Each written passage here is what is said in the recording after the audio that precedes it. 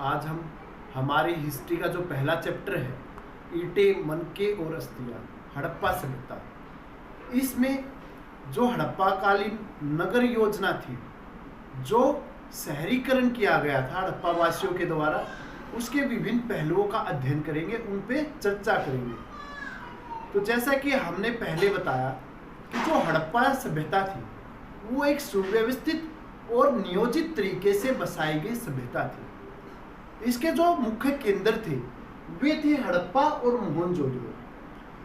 तो इस हड़प्पा और मोहनजोदड़ो केंद्र में किस तरह शहर को बसाया गया था, किस तरह नगर नियोजन का काम किया गया था, आज हम इसी के ऊपर चर्चा कर रहे हैं। जो हड़प्पा और मोहनजोदड़ो में शहरीकरण के लिए जो व्यवस्था की गई थी, उसमें सबसे पहले शहर को दो भागों में बांटा था। सबसे पहले दुर्ग और निचला शहर। जो दुर्ग थे उनको एक विशेष चबूतरे पर बनाया गया था।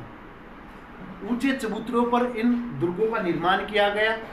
हालांकि अक्षेत्र विस्तार की दृष्टि से ये काफी छोटे हैं, लेकिन इन्हें सुरक्षा की दृष्टि से किलेबंद रखा था, इनकी घेराबंदी कर रखी थी ताकि विदेशी हमलों से इनकी सुरक्षा की जा सके। इन दुर्गों में संभवतः शासक वर्ग और पुरोहित वर्ग के सदस्य निवास करते थे। साफ सफाई की तरफ दुर्गों में विशेष ध्यान दिया जाता था। अगला जो भाग था वो निचला शहर के नाम से जाना जाता है। जो हमारी पुरातात्विक सर्वेक्षण विभाग है उसने उसको निचला शहर कहा है। जो निचला शहर था, इसका जो क्षेत्र विस्तार है वो काफी ज्यादा है। इसमें संभवतः आम जनता, आम नागरिक निवास करते थे। हालांकि इसकी भी सुरक्षा की दृष्टि से इसको किलेबंद रूप दे रखा था, इसकी घेराबंदी कर रखी थी ताकि विदेशी हमलों से इसकी भी रक्षा की जा सके। लेकिन साफ सफाई के मामले में, सुविधाओं के मामले में ये दुर्गों से थोड़ा नीचे था। दूसरी जो विशेषता है हड़प्पा और मोहनजोदड़ो के नगरीकरण की, वो है भवन निर्माण शैली। कि इन लोगों ने अपने भवनों को किस तरह बनाया, किसके प्रयोग से बनाया। जो हड़प्पा कालीन हमें भवनों के अवशेष प्राप्त हुए हैं हड़प्पा और मोहनजोदड़ो से, वे एक सुनियोजित और व्यवस्थित तरीके से बनाए गए थे। जो घर था, जो भवन थे, उनको बनाने के लिए पक्की ईंटों और गारे का प्रयोग किया जाता था। अधिकतर जो भवनों के अवशेष थे वो दो मंजिला मकानों की तरफ इशारा करते हैं। इन लोगों ने ऊपर जाने के लिए सीढ़ियों का निर्माण कर रखा था। घर के बीच में एक आंगन होता था और इस आंगन के चारों तरफ छोटे छोटे कमरे बना रखे थे। घर में मोस्टली हर घर में एक कुआं भी मिला है, जिससे संभवतः ये लोग अपनी पानी की जरूरतों को पूरा करते होंगे। हर घर में एक शौचालय और एक रसोई घर भी मिला है। हर घर में गंदा पानी बाहर निकालने के लिए नालियों का निर्माण कर रखा था। इस तरह जो इनकी भवन निर्माण शैली थी वो बिल्कुल आधुनिक भवन निर्माण शैली की तरह बना रखी थी। जो मुख्य द्वार था उससे घर का जो आंतरिक भाग था वो दिखाई नहीं देता था। यहाँ पर एक चीज और ध्यान देने योग्य है कि जो घरों के दरवाजे थे, मुख्य द्वार थे, वो मुख्य सड़कों की तरफ नहीं खुलते थे बल्कि गलियों की तरफ खुलते थे। और हड़प्पा, मोहनजोदड़ो और सोर्तुगाई, इन सभी के जो भवनों के अवशेष प्राप्त हुए हैं उन सबकी यही सामान्य विशेषता थी कि उनके जो मुख्य द्वार थे भवनों के, वो मुख्य गली की तरफ खुलते थे, ना कि सड़क की तरफ। अगली जो नगरीकरण की विशेषता है वो है सड़कें और नालियों की व्यवस्था।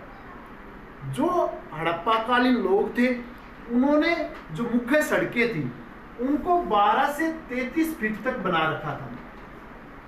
ये इतनी चौड़ी सड़कों का निर्माण करते थे। जो मुख्य सड़क थी वो आमतौर पर 12 से 33 फीट चौड़ी होती थी। जो गलियां थी वे आमतौर पर 9 से 12 फीट चौड़ी होती थी।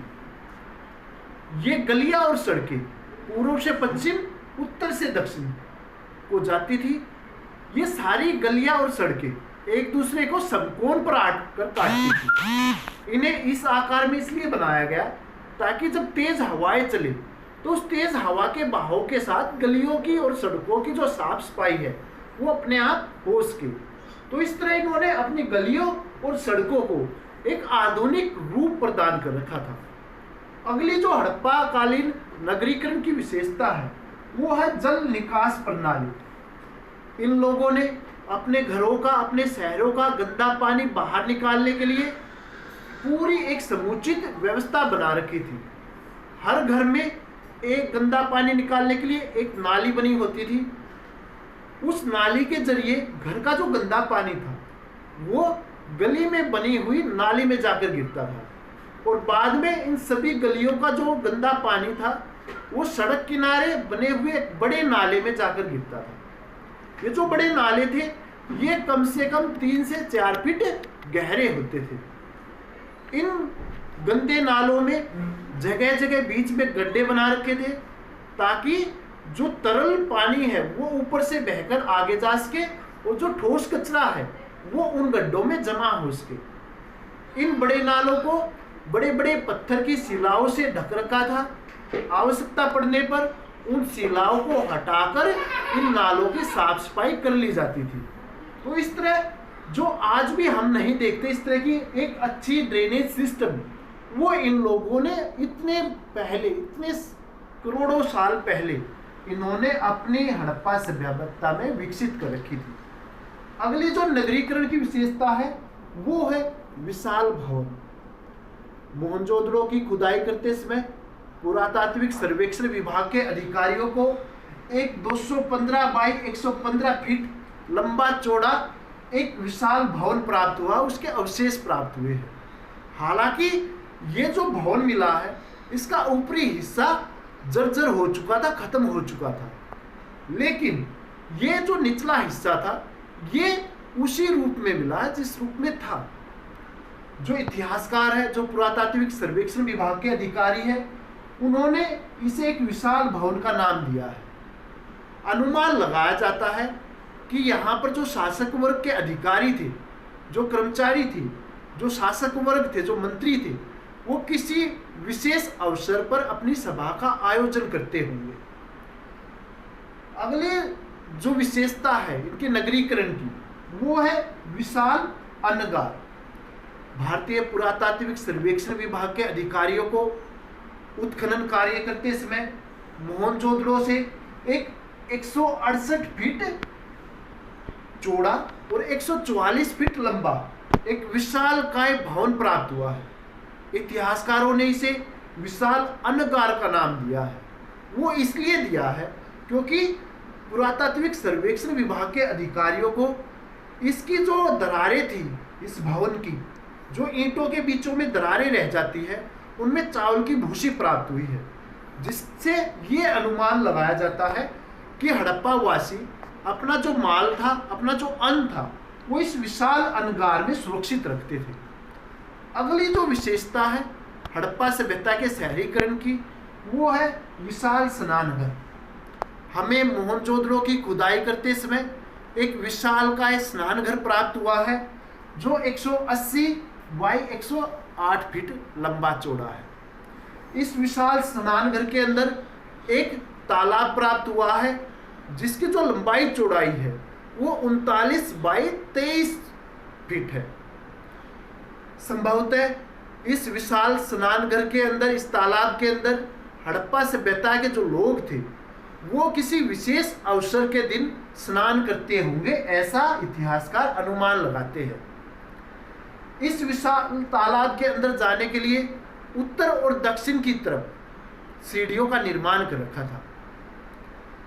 जो गंदा पानी था तालाब का बाहर निकालने के लिए, उसके लिए एक नाली की व्यवस्था कर रखी थी। इस नाली से गंदा पानी तालाब का बाहर निकाल दिया जाता था। तालाब में स्वच्छ और शुद्ध जल भरने के लिए एक कुएं का निर्माण कर रखा था, जिसके अवशेष हमारे पुरातात्विक सर्वेक्षण विभाग के अधिकारियों को मिले हैं। इस तालाब के 3 तरफ कुछ छोटे छोटे कमरे बना रखे थे जिनमें संभवतः ये लोग अपने कपड़े बदलते होंगे। तो इस तरह उस समय इतना बड़ा एक स्नान घर प्राप्त होना, ये अपने आप में एक अद्भुत है, अविश्वसनीय है। तो ये थी हड़प्पा सभ्यता के शहरीकरण और नगरीकरण की कुछ मुख्य विशेषताएं। आज के लिए बस इतना ही। Thank you, keep learning.